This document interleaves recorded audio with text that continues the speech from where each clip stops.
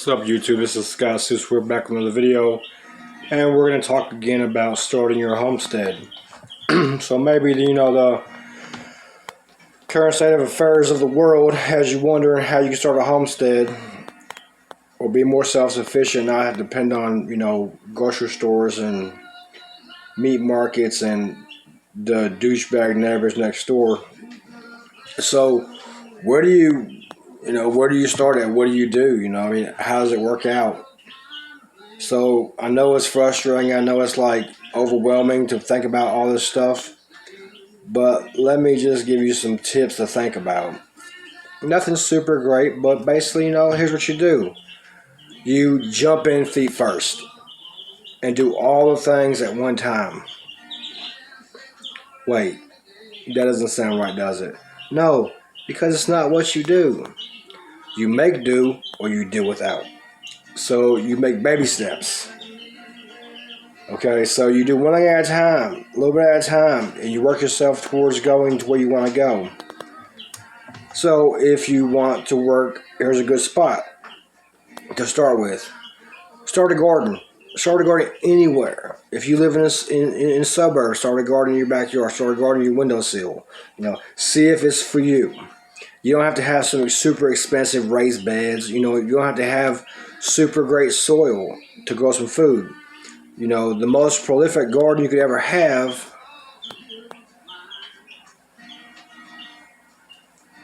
could be amazing, but it doesn't mean that you're going to have that.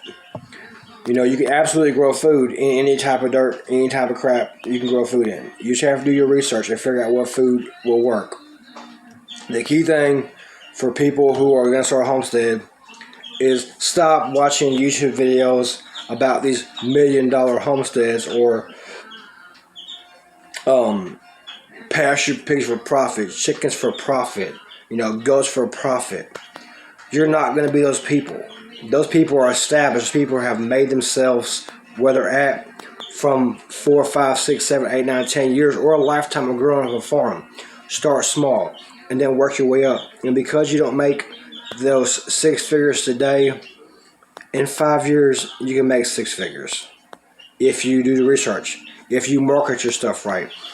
Or you can just not make any money at all and just live off your land and be freaking happy. Okay?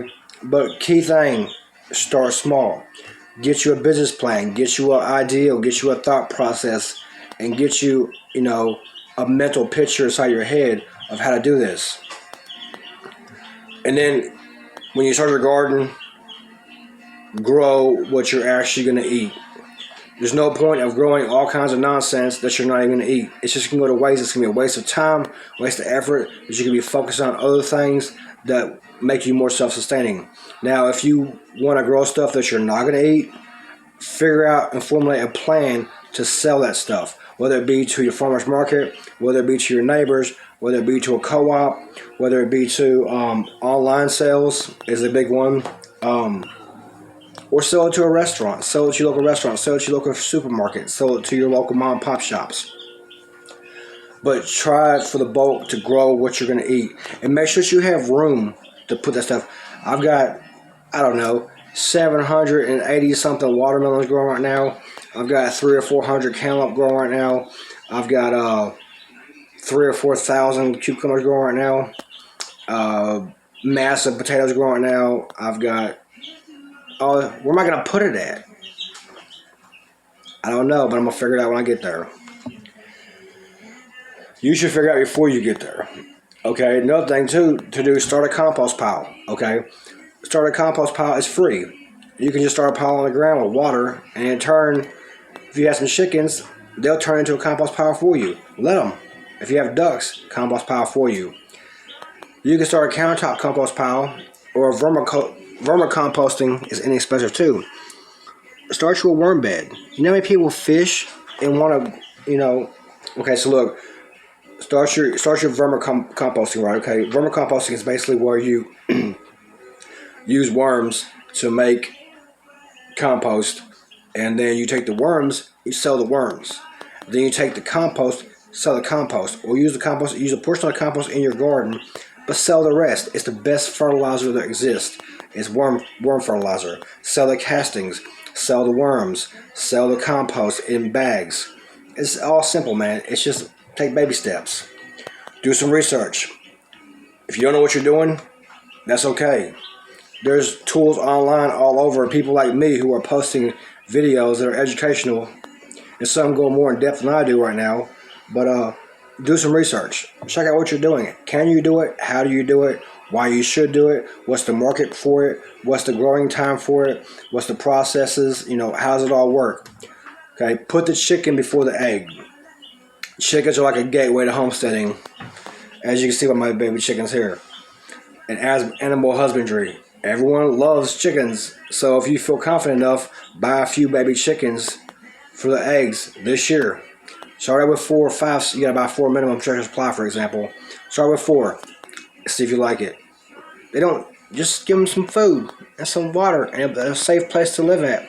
They do all the rest of the stuff themselves. You don't have to do nothing with the chickens except for buy a heater like this one here, brooder heater, or red light. I got red lights too, but I don't like the red lights. And on my compost, on my wood chips, I don't feel comfortable with it. In my log cabin, I don't want to burn this place down. It's a tinder box, so I'm doing the brooder heater. It has a 40 watt brooder switch, or it has a 200 watt heater. I haven't used the heater, but it's hot as hell in here, trust me. I can be in here about 20 minutes, I gotta get the hell out. But start with chickens, and don't try ducks until you're sufficient with chickens. Don't try goats until you're sufficient with goats. Don't try goats as your first creature to homestead unless you do all your homework. Goats can be super difficult, and you can lose many goats if you don't prepare. Goats are not a beginner homestead animal. Start with chickens. Start the easy way. Work your way up. Simplify your life. Make it all simple. A smaller scale operation is going to take less time than a large scale operation. If you have the money for a large scale operation, do it. But a small scale operation is going to take a lot less time, a lot less commitment, and it's going to be a lot easier to work with every single day. And then lastly, get out of debt. Debt's a form of modern slavery. Since the Democrats in the news and mainstream media every day, everything is fucking racism, everything is fucking slavery, everything is blah, blah. Well, you know what? Debt is a modern form of slavery. Get out of it. And, yeah, who doesn't want to be out of debt? So start small, and then, function over fashion. Function over fashion is a key thing. You don't have to build a massive industrial fence to house your hogs, your pigs, your cows, your sheep. All you need is one that functions for the job. Don't spend $100 million on something you can spend $100 on. Save the money, boo-boo. Set future goals for expansion, and then reassess your goals regularly.